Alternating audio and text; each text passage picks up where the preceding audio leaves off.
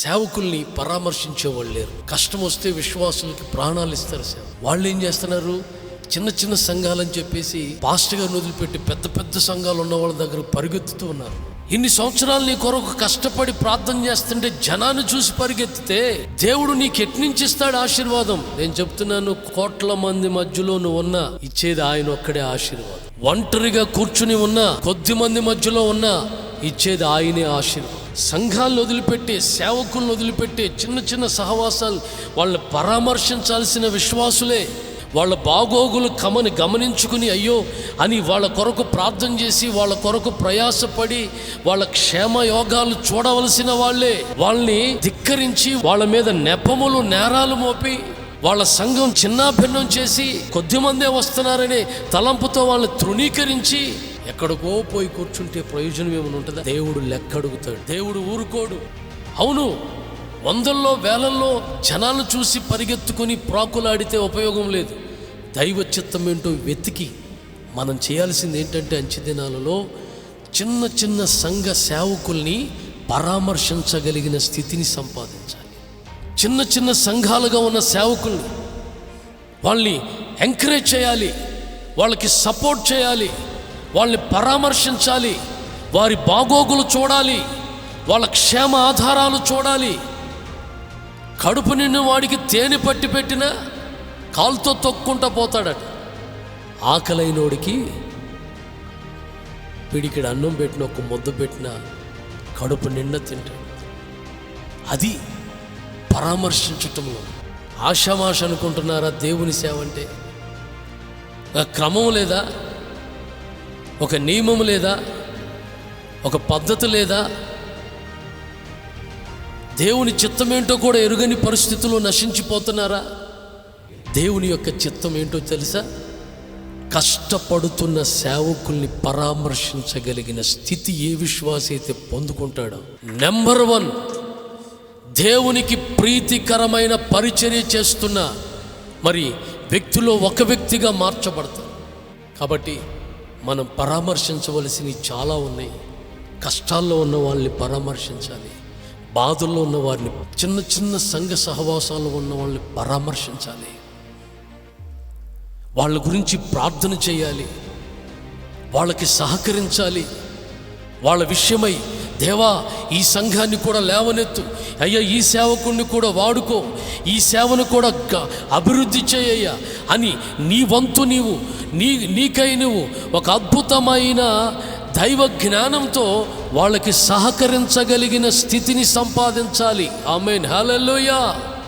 వాళ్ళని మరలా ఎక్కువ నిట్టూరు పెట్టేసి, వాళ్ళని బాధపడేవాడిని ఇంకా బాధపడి, గాయపడిపోయి కృంగిపోయి రక్తాలు కారుతూ ఉంటే, ఆ మార్గంలో వెళుతూ కూడా అవగాహన శక్తి లేకుండగా చూచి చూడనట్లుగా పరిగెత్తుతూ వెళ్ళిపోతున్నారా? దేవుడు లెక్కడుగుతాడు, దేవుడు ఊరుకోడు. పరామర్శించిన స్థితిని పరామర్శించి, ఎవరిని సేవకులు కష్టపడుతున్నారు, విశ్వాసులు బాధల్లో ఉంటున్నారు, అలాగే దేవుని పరామర్శించుట అనేది నేర్పిస్తున్నాడు దేవుడు. మనకు ఆ నాలెడ్జ్ కావాలి, ప్రతి విశ్వాసికి కావాలి. ఏ దేశంలో ఉన్నా, ఏ రాష్ట్రంలో ఉన్నా, ఏ ప్రాంతంలో ఉన్నా, ప్రపంచంలో నువ్వు ఎక్కడున్నా గుర్తుపెట్టుకోవాలి, ఒక చిన్న దైవ సేవకుని కుటుంబాన్ని, సేవకుని, విశ్వాసంతో బ్రతుకుతున్న సేవకుని కుటుంబాన్ని పరామర్శించకపోతే నచ్చడు దేవుడు ఎప్పటికీ, మెచ్చడు దేవుడు ఎప్పటికీ. గుంపులో కనపడుతున్నావు తప్ప. ఎందుకంటే ఒక దైవ సేవకుణ్ణి కన్నీరు పెట్టి, దుఃఖపెట్టి, గాయపరిచి, పెడచెవిని పెట్టి నువ్వేదో అనుభవించడానికి పోతున్నావేమో తప్ప. కాబట్టి జ్ఞానంతో ఏం చేయాలంటే దైవ సేవకులను పరామర్శించటం నేర్చుకోవాలి. పరామర్శించటం నేర్చుకోండి. కష్టాల్లో ఉన్న బిడ్డల్ని పరామర్శించటం నేర్చుకోండి. దేవుడు నేర్పిస్తున్న ఒక చక్కటి అనుభవం. చాలామంది పరామర్శించేవాళ్ళు లేక పతనమైపోతున్నారు, ఆదరించేవాళ్ళు లేక, ఎలా ఉన్నారని పలకరించేవాళ్ళు లేక, బాగున్నారని హక్కు చేరేవాళ్ళు లేక కలవరపడిపోతున్నారు. కన్నీరు మున్నీరైపోతుంది. కష్టాలు, శోధనలు వాళ్ళు ఇంకా అధిగమిస్తున్నాయి. దెబ్బ మీద దెబ్బ కొడుతూ ఉంది, శోధన మీద శోధనలు వాళ్ళని వెంటాడుతూ ఉన్నాయి. అలాంటి వారిని ఆదరించకపోతే మన జీవితం ఎలా? దైవ జ్ఞానం రావట్లేదా? దైవ ప్రేరేపణ పుట్టట్లేదా? దేవుని ఆలోచన గురించిన అవగాహన లేదా? దైవికమైన నాలెడ్జ్ నీకు రావడం లేదా? దేవుడు నీకు ఎన్నో ఇస్తున్నాడు, ఎన్నో సమకూరుస్తున్నాడు. ఒక దైవజనుడిని పరామర్శించకపోతే ఇంకెవరిని? దేవుడు అంటాడు, అందుకే నేను ఆకలితున్నప్పుడు నాకు ఆహారం పెట్టారు, వస్త్రం లేనప్పుడు వస్త్రాలు ఇచ్చారు, నాకు బాగోనప్పుడు చూడవచ్చి తిరిగి.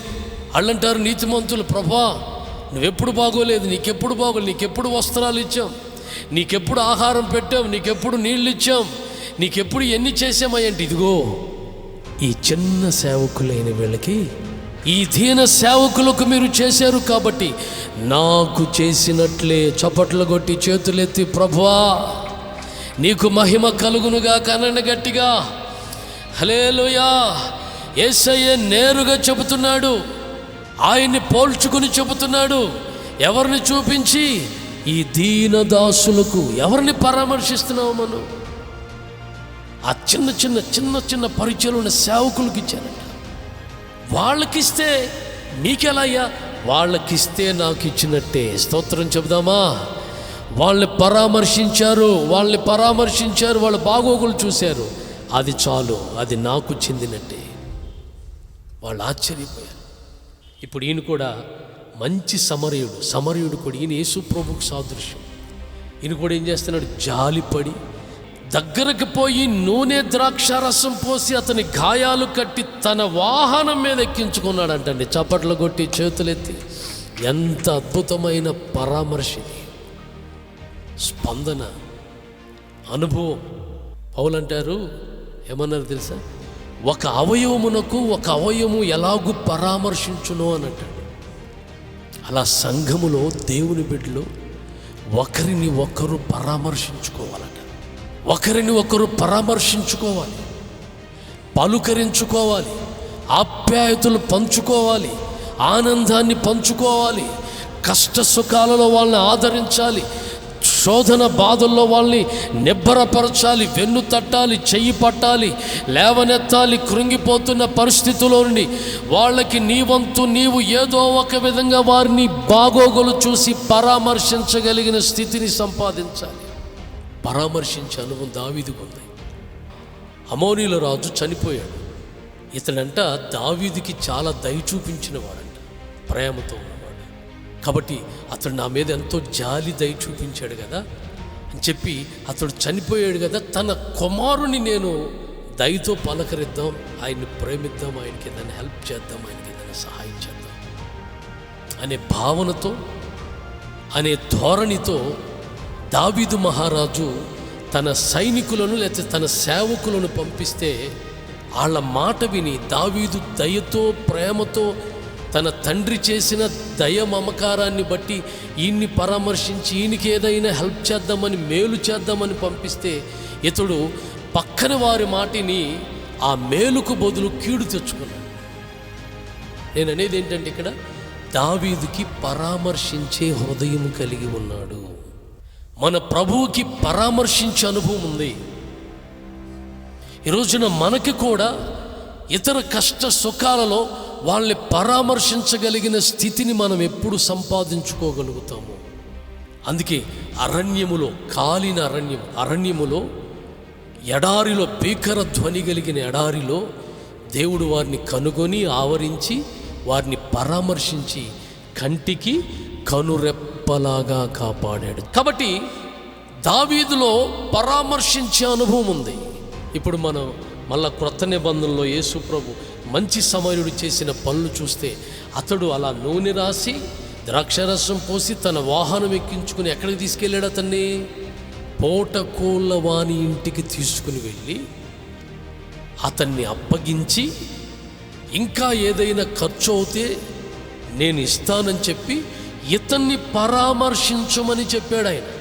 దారిలో మంచి సమరయుడు చాలా అతన్ని ఆదుకున్నాడు, దయ చూపించాడు, జాలిపడ్డాడు, నూనె రాశాడు, ద్రాక్షారసాన్ని పోసాడు, కట్లు గాయాలు కట్టాడు, వాహనం ఎక్కించుకున్నాడు, నేరుగా ఎంత బాగోగులు చూసుకుని మరలా అతన్ని ఎక్కడికి పూట కోళ్ళవాని ఇంటికి చేర్చి అతనితో చెబుతున్నాడు, ఇతన్ని జాగ్రత్తగా పరామర్శించు. ఈ సమరయుడు మంచిగా అన్ని బాగోగులు చూసుకుని అతన్ని ఒక దగ్గర అప్పగించి పరామర్శించి మరునాడు మరలా కొన్ని ధ్యానారాలు తీసుకొచ్చి అతనికి ఇచ్చి, ఇతన్ని జాగ్రత్తగా చూసుకో, పరామర్శించు, బాగోగులు చూడు, క్షేమ సమాచారాలు తెలుసుకో. ఇతడు గాయపడ్డాడు, ఇతడు కొట్టబడ్డాడు, ఇతడు నెట్టివేయబడ్డాడు, ఇతడు తృణీకరించబడ్డాడు, ఇతడు చాలా దుఃఖములో ఉన్నాడు, ఇతడు చాలా వేదనలో ఉన్నాడు. కాబట్టి నా వంతు నేను పరామర్శించాను. నీకు కూడా ఎందుకు చెబుతున్నాను తెలుసా? ఇతని బాగోగులు చూసి ఇతన్ని కూడా, అంటే ప్రభువు ఆయన మనలను బాధలో ఉన్నవారు, కష్టాల్లో ఉన్నవారు, భీకర ధ్వని కలిగిన ఎడారిలో ఉన్నవారిని కనుగొని ఆవరించి పరామర్శించినట్లుగా ఆ దైవ లక్షణం, ఆ దైవ గుణం మనకు కూడా దేవుడు నేర్పిస్తున్నాడు. ఆ పూట కూలవానికి కూడా చెబుతున్నాడు, ఇతని బాగోగులు చూడు, ఇతన్ని కూడా పరామర్శించు, ఇతని యోగక్షేమాలు గమనించు, అప్పుడు నీవు వర్ధిల్లుతావు, అప్పుడు నీవు ఆశీర్వదించబడతావు. నేను చెప్పాను కదా, దావీదుకు కూడా ఎలాంటి గుణం ఉంది? పరామర్శించే అనుభవం ఉంది. ఆమేన్, హల్లెలూయా. ఈరోజున మనకు కూడా ఏముండాలి? ఈ గుణాన్ని, ఈ లక్షణం. కష్టంలో ఉన్నవారు, శోధనలో ఉన్నవారు, ముఖ్యంగా గుర్తుపెట్టుకోండి, చిన్న చిన్న సంఘాలతో విశ్వాసంతో, ఉద్యోగాలు లేకుండా అన్నీ వదిలిపెట్టి విశ్వాసంతో సేవ చేస్తున్న సేవకులను మాత్రం ఎక్కువగా ఏం చేయాలి? పరామర్శించాలి. వాళ్ళని ఏ విధం చేతనైనా వాళ్ళకి సపోర్ట్గా నిలబడాలి. అప్పుడు నీ జీవితం చాలా ధన్యమైపోతుంది.